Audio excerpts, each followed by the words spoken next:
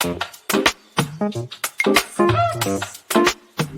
don't wanna waste your time. I wanna take you to a place of mine and maybe talk about the universe. Or maybe we can watch some television. I'm hella with it. Just let me know I'm available. I know you got a schedule, probably on the grind. I just think that you incredible, baby. You know you fine. West Coast. I don't wanna waste your time. I wanna take you to a place of mine and roll another, bring some music. We can drink some wine, and when we wake up in the morning, we can press rewind and talk about it if you want to. Baby, it's all on you. Hey, hello. How's it going, guys? How are you? I'm Michelle Taylor Willis, and I cannot think of a better way that I would love to start Black History Month than being here on Radivision. And if you've never heard of Radivision before, let me tell you, Radivision is the network for entrepreneurs. If you're entrepreneurial, if you're in the startup space, if you're a founder and you need program tailored just for you, Radivision is the place. So welcome. This is our first show for Black is the New Green, and I'm really excited about this show. And we built this show really to showcase the fact that Black founders, Black entrepreneurs, Black startup companies are the wealth, the new wave of wealth and generational wealth that will be infused into the American economy. And so in Black is the New Green, my goal, our goal, is to inspire you, empower you, and to show you how these Black founders are changing the game in this space and really how you can do it too. So Black is the New Green, right? And speaking of which, we have someone who's Black here and who is clearly the new green because he's going to show us about all the money that can be made with this amazing technology that he has developed.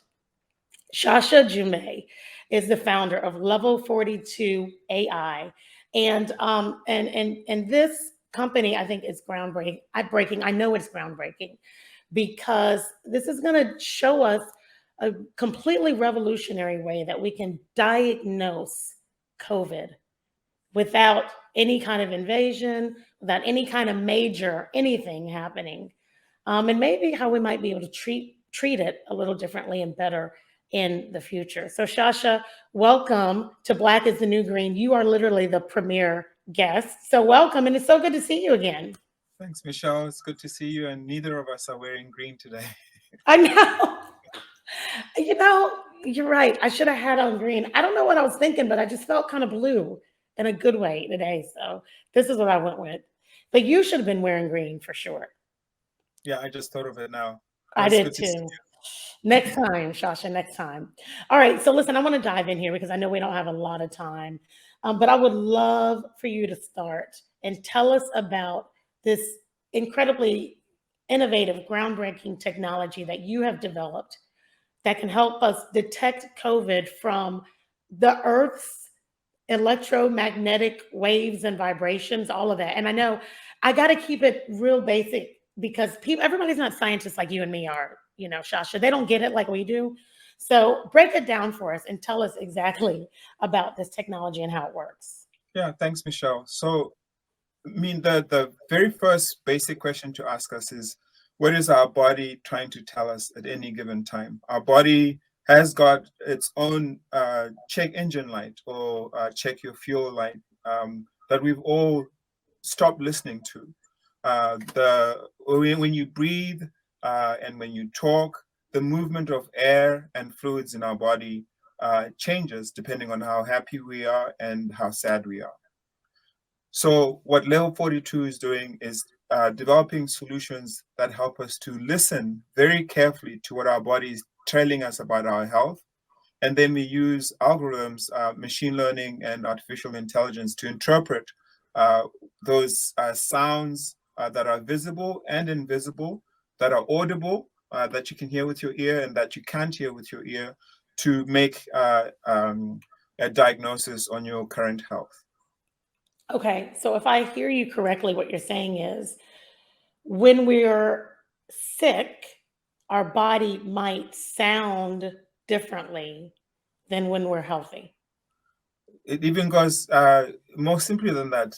Whether you're healthy or sick, your body is always telling you what's going on because of the way that fluids, blood, and air, gases are being moved around in your body. Stop and think about this a little bit.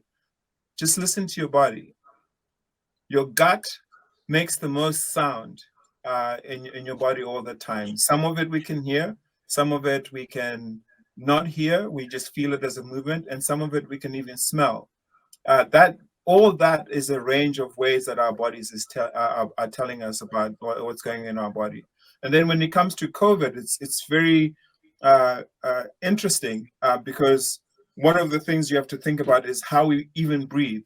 When you breathe, you take in a mass of air through your mouth and through your nose, and that air is warmed up by our bodies and has a little bit of water added to it so that you can exchange the oxygen that's in the air with the carbon dioxide that is being eliminated from the body. So what happens very early in COVID infection is that the hairs in your throat, in your nostrils, stand up on edge because they're sensors. They sense that something is coming into the body that they don't like. And then your body stops hydrating and warming up the air that's coming into your body because that makes you swallow more in order to get rid of the virus. And this is why some of us get diarrhea very early during an infection. Wow. And all those changes are being captured by our solutions, and that's how we're able to screen very early who has COVID and who doesn't, just because of the way that your body is responding to the infection. Wow. Okay. This is, I did some research on this, and reading it is one thing. Listening to you talk about this is another. So, I mean, down to the hair standing up on your actual organs, your body literally begins to vibrate differently when you have COVID, and your device can pick up on those vibrations from the Exactly. outside without even going anywhere inside my body, which sounds weird, but Exactly, Michelle, because every single heartbeat you have, or a single breath that you take, causes your body to vibrate. And those vibrations are transmitted from the organs, the heart and the lungs to the surface of the skin. And those changes that I'm talking about that are very subtle, this is the reason why we needed to make our own new hardware in order to capture those, because there's nothing that exists. We're a data science company, but we realized that nobody was making this hardware. Or if you think about it, it's a super sensitive microphone that is sensitive enough to pick earthquakes that are happening around the world, but we are actually focusing on the mini earthquake that's happening in your body with every breath and with every heartbeat. mini And earthquake in our yes, body. Okay, got it. and Yeah, the so I wanted you solution to, yeah. is tiny, right? Imagine just moving this over your body in less than 3 minutes. And this also picks up those mini earthquakes that are happening inside your body in less than 180 seconds to make a diagnosis or of whether you have COVID-19 or not. It So looks like the tricoder from Star Trek. Right. well, look, I mean, that's the ultimate goal for our company, because right now we're doing this screening through clothing, but we already have technology that works where you don't even have to be touched by the solutions. You just walk through our systems and we can diagnose all these changes that are happening in your body. And that's the holy grail for us to be able to measure things like blood pressure changes without touching you at all. To diagnose cancer, right? Because if you imagine, if you have a lung cancer, it's like having a piece of gum on a drum. And the drum, to somebody who plays it really well, is going to sound different. Even if they have their eyes closed and you stick a piece of gum on the drum, they're going to know that there is something else on that drum that is changing the sound of it of their drum, and that's what we're doing to the lungs as well, because All cancers. with this little device.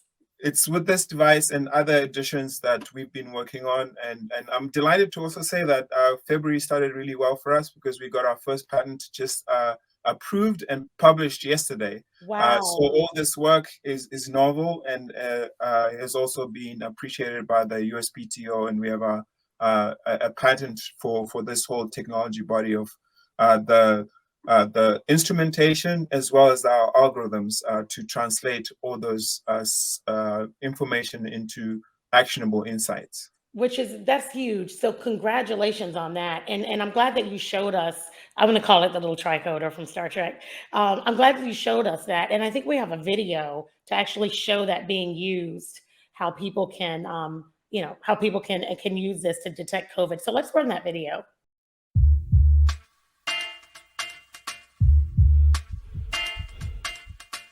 J'ai participé au projet Impulse.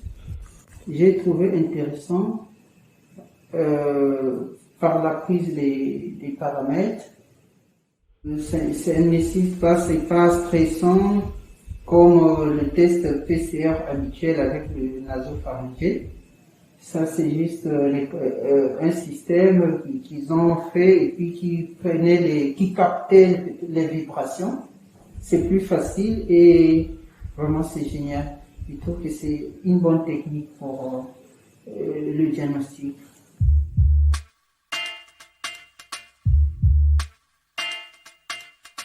Je viens de faire l'examen, et pour ça c'est bon. On n'avait pas des avis pour faire ça, ça tout pas mal aussi. Par rapport à la PCR, le prélevateur peut faire une fausse main et puis tu peux vraiment sentir mal, mais ça, vraiment c'est bon, j'ai trouvé ça c'est bon. En tout cas, c'est tout, j'ai apprécié ça.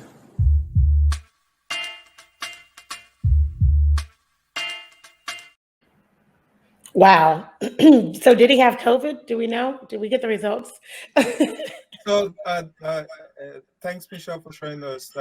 The study that we were showing just now is being done in the Republic of the Congo, in a town called Pointe Noire.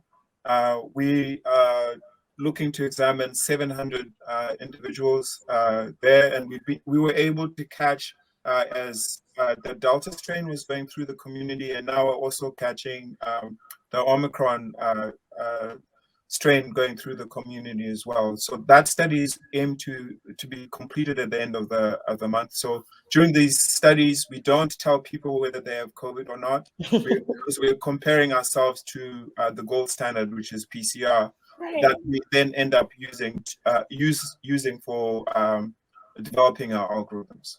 Got you. And I'll remind people too that the chat is open. So if you want to dive in and join the conversation, absolutely. We'd love to see your comments. And we will have a short Q&A when we get to the end of the interview. So stay tuned for that. So one of the videos we saw, ShaSha, was a guy going through what looked like an airport scanner. My question is, and from what I can tell, when you walk through this, again, the device is picking up on the vibrations in the body, right? And so once you walk through that, you'll know probably whether you have COVID or where you might have symptoms for COVID or you're completely clear. If that device does what we think it does or what you know it does, why isn't that everywhere? It seemed like it'd be at every school, at every, airport, all of these places, right? So Michelle, and you and I have been talking now for more than a year. When COVID started, our goal was to produce that solution and get it out. But at the same time, COVID-19 was going through these waves. People were interested, then they were not interested, because Right. There's always been this hope that COVID-19 is going away.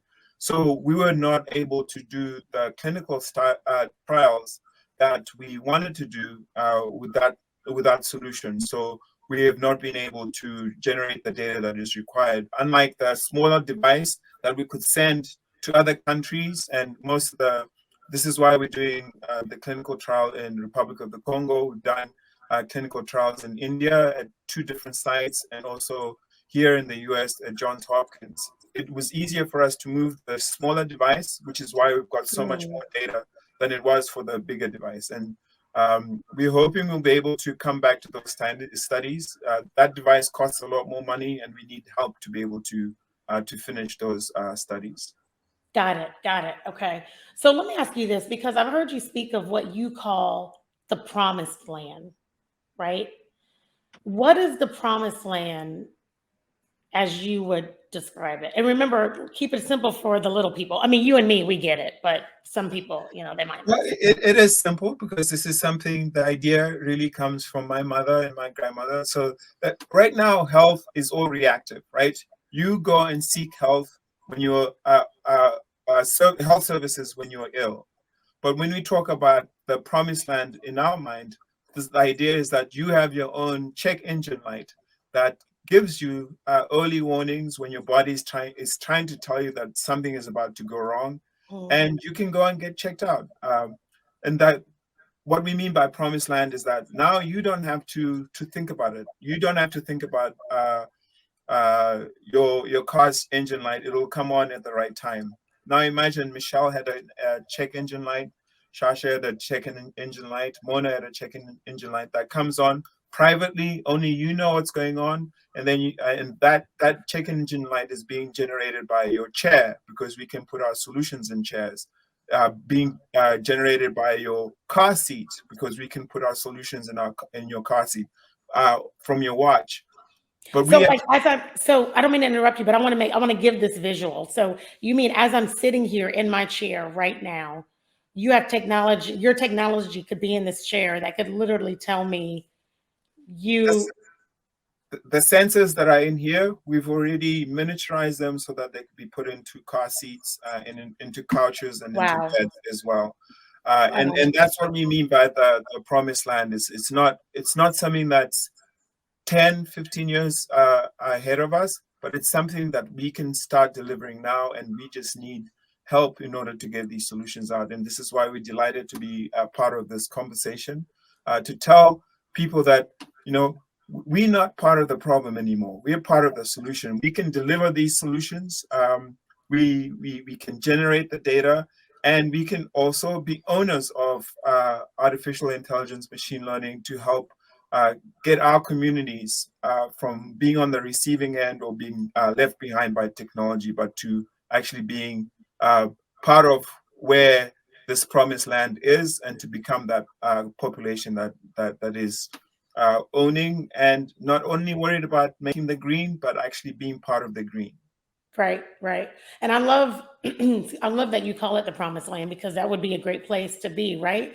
I mean, at what point do you think, because you didn't start this company for COVID, this already existed. At what point did you say, this is the pivot for us? Well, the clinical trials that we were doing at that time, which were focused on carotid artery disease. So the carotid, the arteries that feed your neck, your face, and your brain are especially important, right, for the existence of humans, especially as we're trying to get to the age of 100. And almost 40 to 60% of people over the age of 40 have some kind of carotid artery disease that they don't know of. It's asymptomatic, just like we've been talking about asymptomatic COVID. And they only find out about it when it's too late to take care of it, to cure it. And curing is actually quite simple. There's a lot of solutions out there. But those clinical trials were stopped because of COVID-19. And we decided that to test the what we were thinking as the hypotheses of our solution, we could go to COVID-19, and since we're looking at fluids and air, we should be able to also apply our solution to COVID-19. Got you. And then that's when it kind of. So we pivoted as a company and put 100% of our effort on this. And now we have a solution that we've put forth to the FDA here in the US, to Health Canada, and also we're going to Australia as well. So, which is amazing. So let me ask you this, because there are founders that are watching, right, that may not know exactly at what point they should pivot, how to get started. and how they can communicate to people that their technology literally can change the world or change the way that we do things. So, how has your device inspired you to be able to change how we do medicine? And then, how do you inspire other founders to figure that out in their own path or journey? Yeah, Michelle, you've watched me through this journey. Being a founder is hard. It's really, really hard. Yeah. But it's a calling that once you get on the path, you're fighting for survival. You're worried not only about the well-being of your family, but of the other co-founders in your company. So the decision to pivot for COVID-19 was not done lightly, but it was a survival mechanism, right? We'd just been in business for about 8 months when COVID hit. So we had a choice to stop or to continue, and we decided to continue. So for any founders that are out there, first of all, I'll tell you this, that the calling is one that some of us can avoid but listen to, because life, reporting to other people or following other people's dreams is very different than following your own dream. So once you get that calling, don't take it lightly. But once you have made the decision to go after your dream, your goals, and what you're working on, people don't believe, listen to those people that believe, and be committed to impressing those, because those are the people that matter. And keep in mind what people are saying may be impossible, and just go for it. More of us need to be doing this, because like I was saying, the world is being divided into people who own the problems and the people who are the problem. That's exactly right. Yeah. We want to be the solution for our own problems, and no one else is going to solve our solutions. So we need more people biting the bullet and going after this, because Right. we can do it. So, and we have a couple questions, and thank you guys. Definitely join the conversation in the comments, and we do have a couple questions I want to ask that. And hashtag Black is the New Green on whatever social you are. Make sure you hashtag us Black is the New Green, hashtag Radivision. And so I'm going to ask you this final question, and then I'm going to get some questions from our chat here. But do you think that your technology can actually be used for treatment, not just diagnosis, but and how we treat that? Can you answer that in maybe 30, 45 seconds, ShaSha? Yes. So vibrations are part of nature. We cannot avoid that. So think about it. What we smell, what we hear, and what we see, they're all on the same continuum around vibrations, frequency, and wavelengths. And what we're starting to do is just the tip of the iceberg as far as what our technology is aimed to do. And that includes curing some diseases that my grandmother, your grandmother, have known solutions to. And we're just going to provide the data to enable that. Got it. Because it's all about the data, right? Once you have the data, you can figure everything else out. Love it. Oh, I love it, love it, love it. Okay, let me grab a couple questions here, and I just want to recognize some people in the chat. Thank you. Iman says, "Wow, Yulia, Iman, lots of fires everywhere. Good fires, good fires."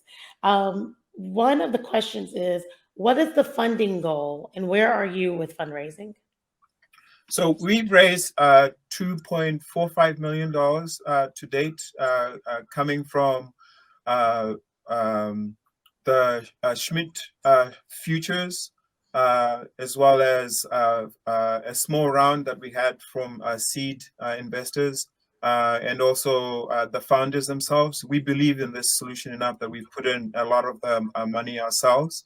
And we're looking to raise between $8 to $12.5 million to be able to now start rinsing and adapting the solution that we have created for COVID-19 to go after big ticket diseases like cardiovascular diseases, asthma, lung and gut cancers, and breast cancer and prostate as well, because these are there are no early screening tools for these diseases, and if we catch those diseases early, we're able to cure them. And then we also are looking to go more into performance enhancement, right? We can all perform better at sport, work, and play if we are healthier, and our solutions are going to be really useful for performance enhancement as well.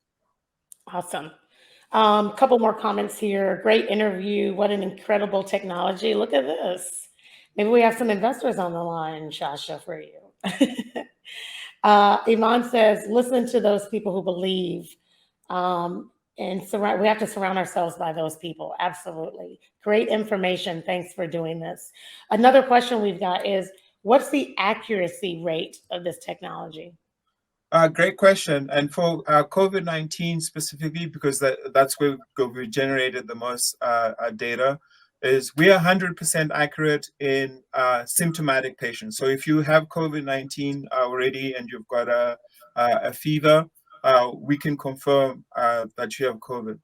In asymptomatic patients, where we individuals where we don't have great solutions right now, we've tuned our solution to be very sensitive as a primary screening device, and our accuracy right now in asymptomatic individuals is 92.8%.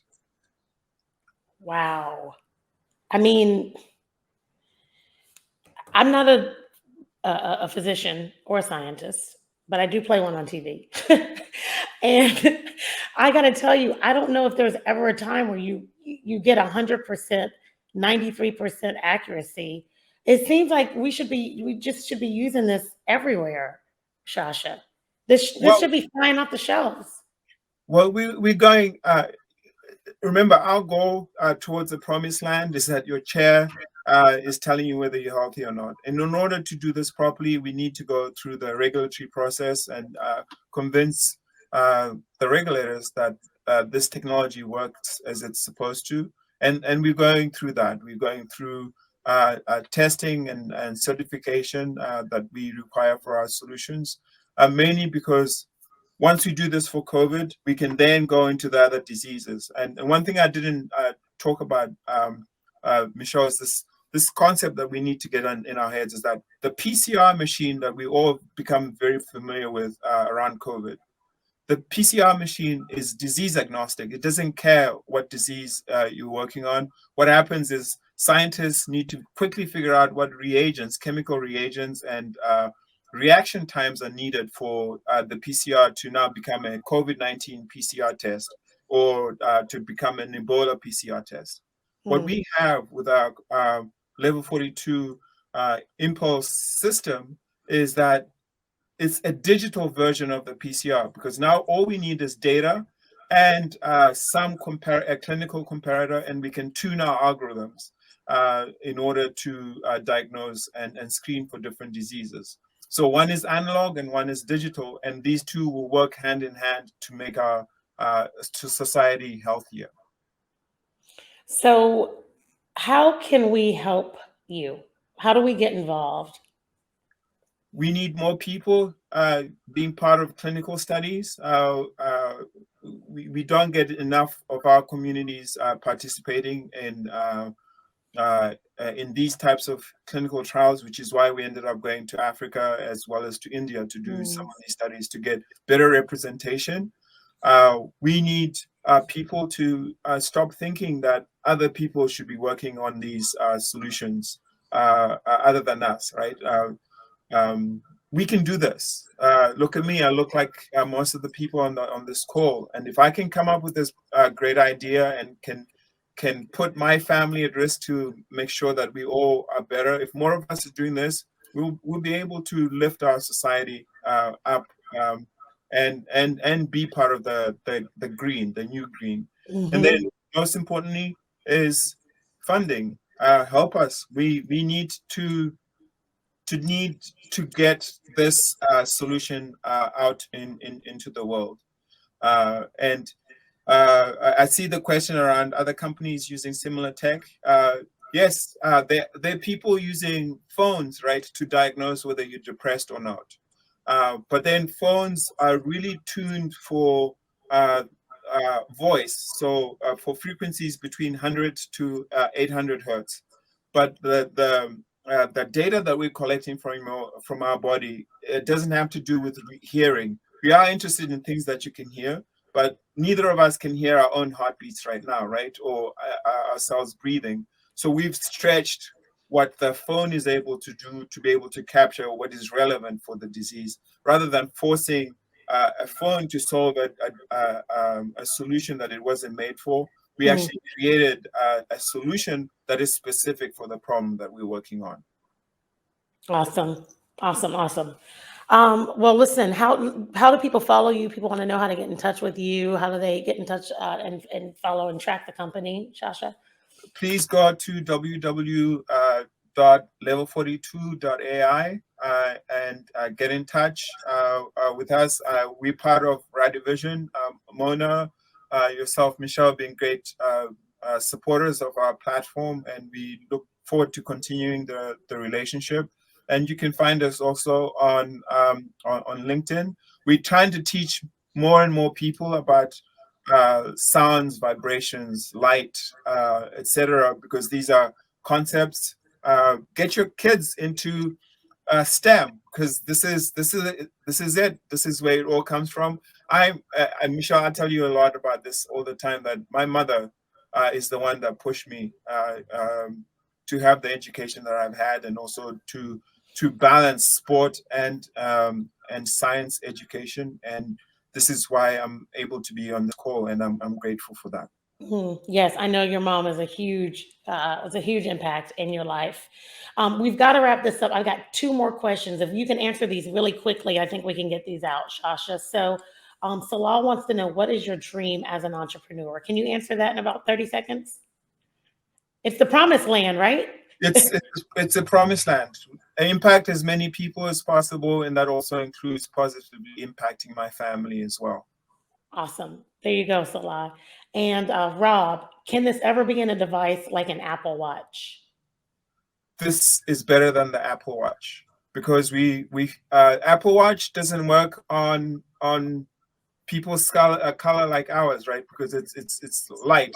You've gone into a sink in the bathroom at the airport, and it doesn't work when you try to get it to put your hand underneath it, because it doesn't recognize our skin. What we are focused on are solutions that will work on everybody, including dark colored tones.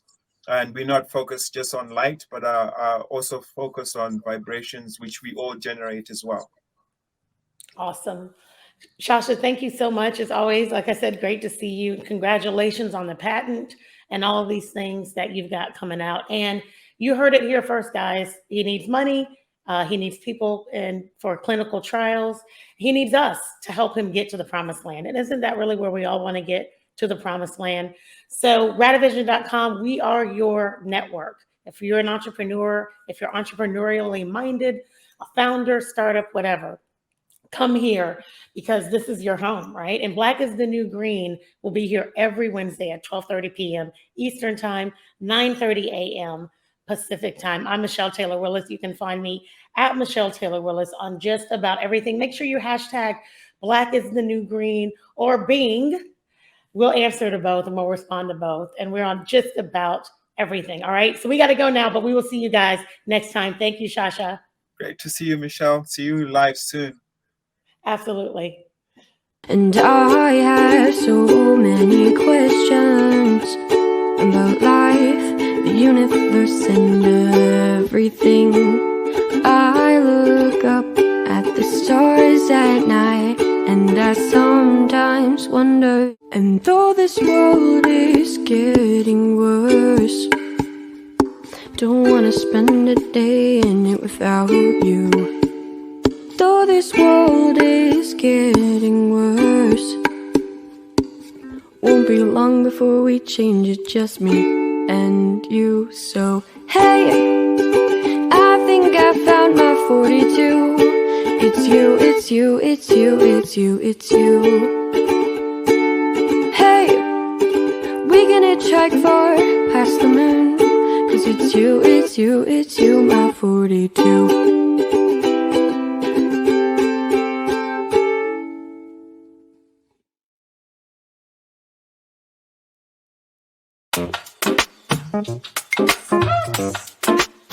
I don't wanna waste your time. I wanna take you to a place of mine and maybe talk about the universe. Or maybe we can watch some television. I'm hella with it, just let me know I'm available. I know you got a schedule, probably on the grind. I just think that you incredible, baby, you know you fine. West Coast. I don't wanna waste your time. I wanna take you to a place of mine and roll another, bring some music, we can drink some wine. And when we wake up in the morning, we can press rewind and talk about it if you want to. Baby, it's all on you.